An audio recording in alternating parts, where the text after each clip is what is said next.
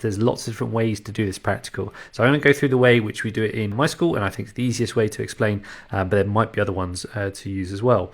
So in the extra equipment we need, the diagram looks a bit blank at the minute. We need to include some string on the end of the car attached to some masses on a mass hanger via a pulley, which is sort of a circular piece of metal where the string goes over the top of it. So how we go about doing this method first of all is by explaining what equipment do I add. So I'm adding the string to the car and attach it to the mass hanger over the pulley clamped at the end of the table.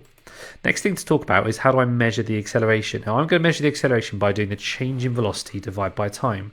To measure the time is straightforward, I just need a stop clock, but to measure the change in velocity we need to use a new piece of equipment called some light gates. So I'm going to let go of the car and I'm going to time how long it takes to travel between the two light gates. That gives me my time.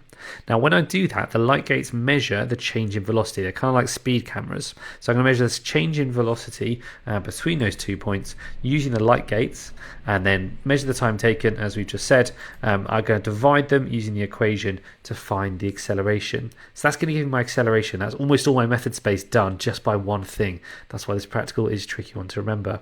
To vary the force, that's the easy bit. I'm going to add masses to the hanger and then basically repeat for different masses. I don't have any values in my question here, so I don't need to mention what the masses are, but repeat for different masses. And to find the weight, I need to do the mass times by g, which is 9.8 on planet Earth, to find the force each time. Then I'm going to repeat lots of different masses. That's how I'd find the relationship.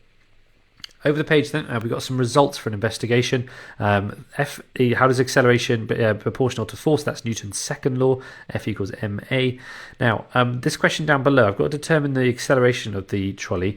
I don't have the mass, so I can't use this equation. So what I'm going to use is proportions, okay? It tells us the two things, acceleration and force, are proportional. So that means the force is 1.2 and it goes up to 3.6. The acceleration from the table is 1.6, so it must go up by the same fraction or by the same amount. So hopefully we can see 1.2 to 3.6 is times by 3. Acceleration therefore also has to times by 3, which gives us 4.8 meters per second squared. Over on the final page of this question, we've got a nice, it should be easy 3 marks for doing a little bit of FIFA, a little bit of rearranging an equation. F equals m times a. Plug in my values for f, 0.42. M I don't know, a is 1.2, so therefore I divide both sides by 0.12, which gives me a mass of 0.35 kilograms, which, sanity check, does it make sense? Well, yeah, it's a toy car, it makes sense, it's not more than a kilogram. That sounds about right here.